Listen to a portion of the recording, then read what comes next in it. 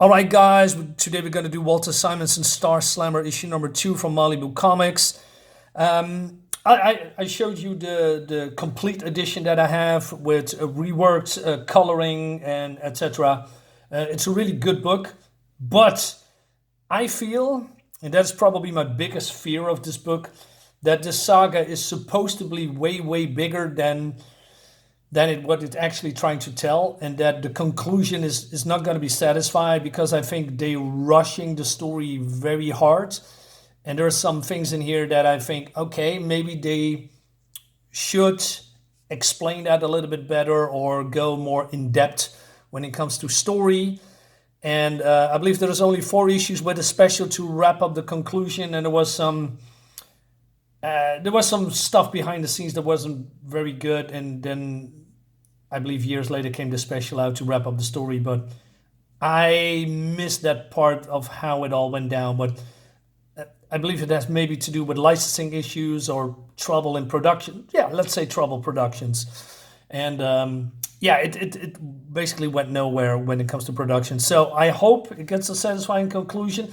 But I think, to be honest, story is way bigger than, that we are. I mean, this is basically Star Wars, Dune, level of storytelling. I mean, there's a lot of players involved, and the story is very big and bold, and it could be something epic. Also, the colors are not really that good, in my opinion. The collected editions rework the colors. It's way sharper, way better, way different.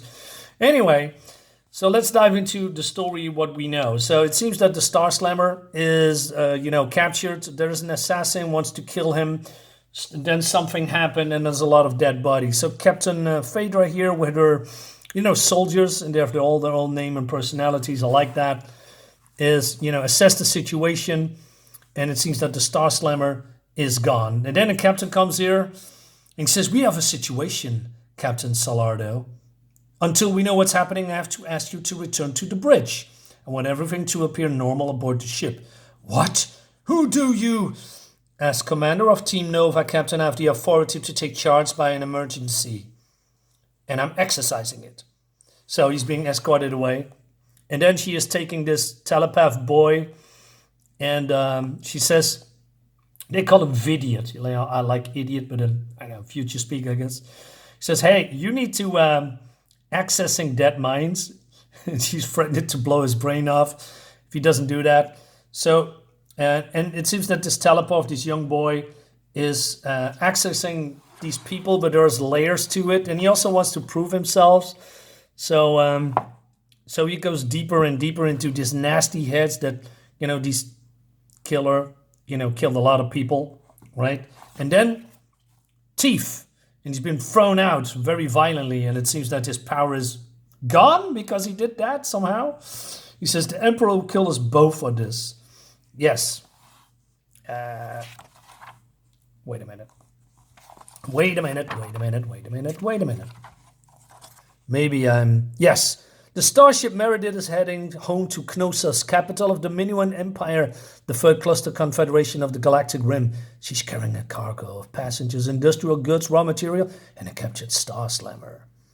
All right, that's the gist that I wanted to tell you. All right, so, and then she finds out that the Star Slammer that's lying here is not really a Star Slammer, but an assassin by an assassin guild, probably.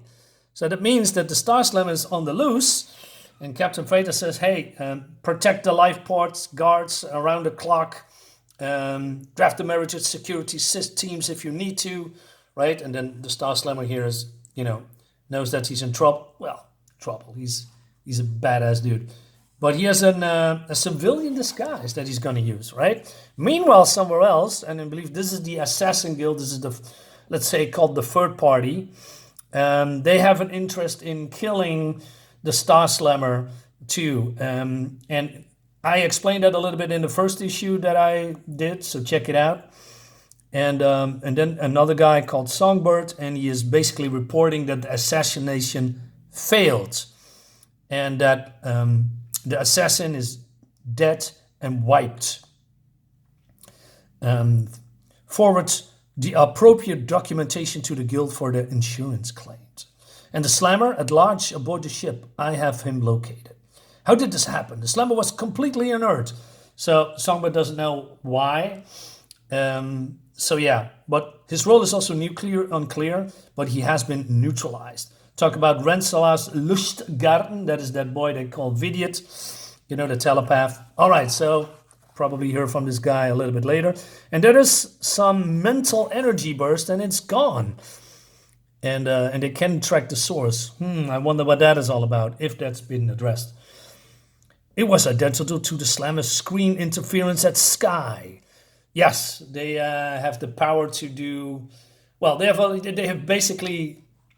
I call them the Force, you know, like Star Wars. It's not the Force, but they call it, you know, screen, or, you know, they have a different name for it. You know, some certain energy, universal power. Let's leave it at that. Anyway, Phaedra is important to the Emperor, you know, and he's not pleased with her performance, but he says, hey, find the Star Slammer and kill him, right? Although I find it weird because the Star Slammer was being transported to this particular home world for, I don't know, public display of execution or something, but maybe plans were changed. All right, so Phaedra says hey, Lieutenant Acker, take your platoon, double the guards on the life pod base. Sergeant Kali, you and Private Stark stay here. And they need to put on these brain blockers. I never even seen one before because they are highly illegal. I only have 2.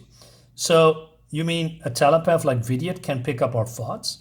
I'll explain in a minute, she says. But first I want to consider our slammer. I think the key is Vidiot. Telepaths don't always receive literal cues that make sense. I questioned him when I took him down to an infirmary.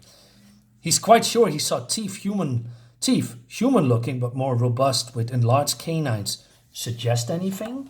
So basically she's sparring with the soldiers, right? Some sort of primate? There are stories of slammers who had their brain augmented, cut into thin slices and interleaved with wafers of some sort of anthropoid wetware, right? Programmed as an organic computer, enabling certain slammers to navigate hyperspace manually without computer's navigation aids, charge, or anything else. So yeah, the Star Slammers are basically superhuman. So this guy says it's useful failsafe on a disabled warship. Yeah, that's where they are now, right? So they say the procedure isn't cheap. So some additional programming goes into the mix. Protective type programming? I don't get it. Slammers are tough, fast, hard. What's to program? Instantaneous reaction times. Automatic lethal responses to lethal situations under any conditions. Vidiot's reading suggests that the slammer was galvanized the moment he was about to be terminated. Shackles, drugs, telepathic shutdown, none of it made any difference when it comes to the crunch. It's going to make him very difficult to kill. This guy's on the loose on the ship? Jesus, he says. There are some jokes in here that, you know, I'm going to skip. Anyway, and they also said there is something other person on the ship, another telepath, because it seems that the bodies were mind wiped and therefore, you know, Vidiot couldn't, you know, dead brain them or something, you know, brain scan them or something, right?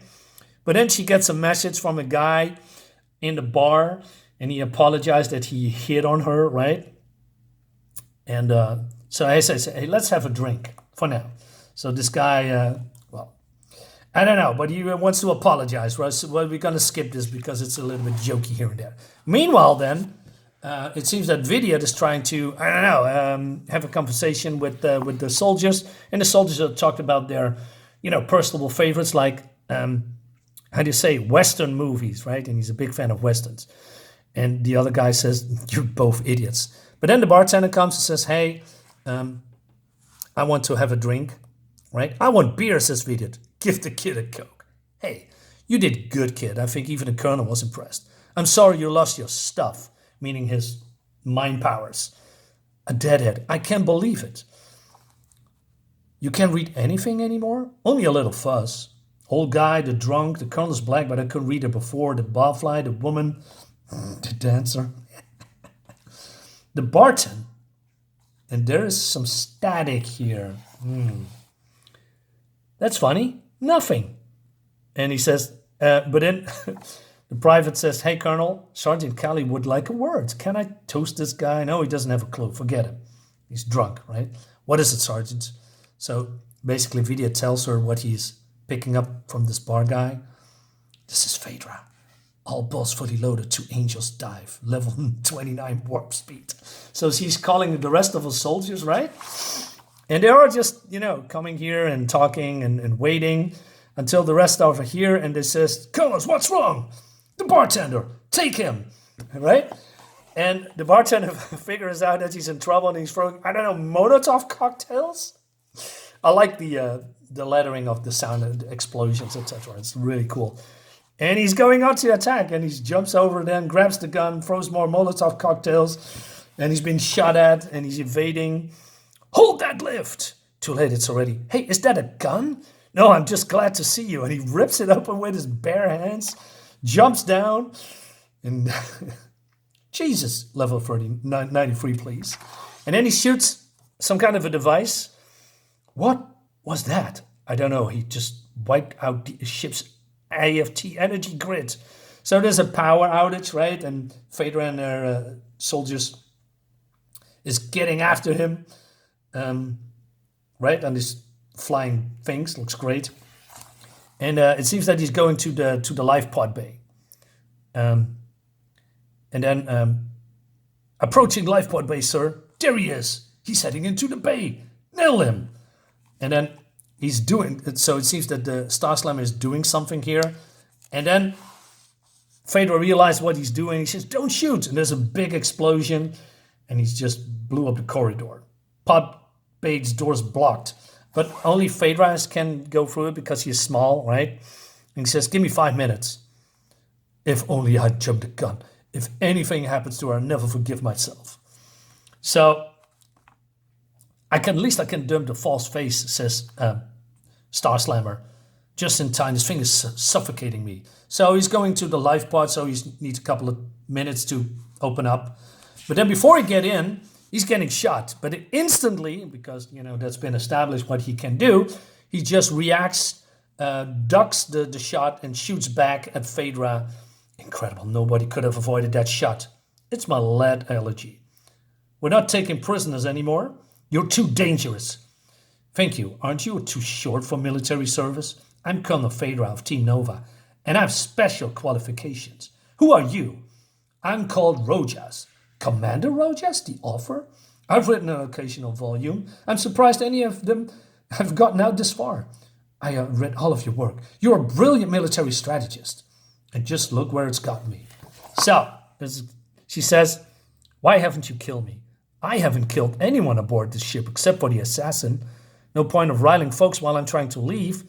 I have to take you down if I can. I don't suppose you'll settle for an autograph. Didn't think so. I like this, this after image. It's very cool, well done. But then another explosion happens. It looks great. Look at this big sound effect and this energy wave. And then, oh no, we cleared the airlock. We're in. And the target, we found a slammer. Look, it's Colonel Phaedra. Instructions? Kill them both. All right, and that leads us to the next issue. So again, I like what I'm seeing. I think this story with the Star Slammers and their backgrounds and what they are trying to do. And, check it out. My other reviews of the Star Slammers, I've only done 2. This is the 3rd one, although this is issue number 2. I'll just, check it out. And maybe the story gets a little bit clearer. But since there's only 3 issues left, I doubt it's going to pay off. I hope so. We're going to find out, guys. Thank you so much for watching, as always. See you next time. Bye-bye.